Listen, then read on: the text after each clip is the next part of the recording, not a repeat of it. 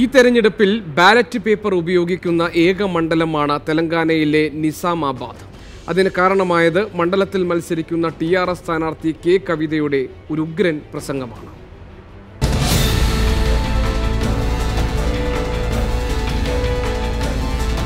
മഹേഷിന്റെ പ്രതികാരത്തിലെ ബേബിയുടെ അവസ്ഥയാണിപ്പോൾ മുഖ്യമന്ത്രി ചന്ദ്രശേഖർ റാവുവിന്റെ മകൾ കവിതയ്ക്ക്.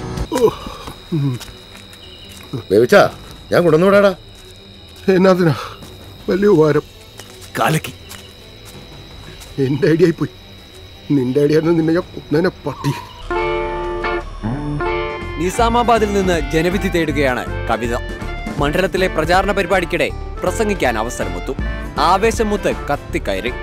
മോദിക്കും രാഹുലിനും കടുത്ത ഭാഷയിൽ വിമർശനം. അത് ബോധ്യപ്പെടുത്താൻ രാജ്യത്തെ കർഷകർ അവരുടെ മണ്ഡലത്തിൽ మల్సరికണമെന്ന ఆవశ్యവും మున్నోటు వెచ్చు. ప్రతిరోజు చర్చ ఉంటది. రాహుల్ గాంధీ గారి నియోజకవర్గంలో 1000 నామినేషన్లు నిజామాబాద్ నుంచి రైతులం పోయేద్దాం. మోడీ గారి దగ్గర 1000 నామినేషన్లు నిజామాబాద్ నుండే రైతులం పోయేద్దాం.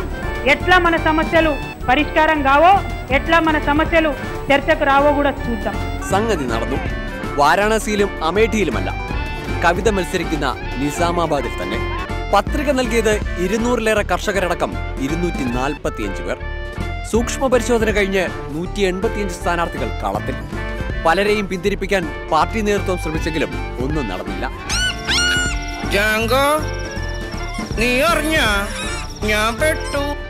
കർഷകരുടെ തീരുമാനം ഉറച്ചതായിരുന്നു. വെട്ടിലായത് തെരഞ്ഞെടുപ്പ് കമ്മീഷനാണ്. സ്ഥാനാർത്ഥികളുടെ എണ്ണം 96 കവിഞ്ഞാൽ വോട്ടിംഗ് യന്ത്രം പറ്റില്ലെന്നാണല്ലോ. മണ്ഡലത്തിലെ വോട്ടെടുപ്പിൽ ബാലറ്റ് പേപ്പർ ഉപയോഗിക്കാനുള്ള തയ്യാറെടുപ്പിലാണ് തെരഞ്ഞെടുപ്പ് കമ്മീഷൻ.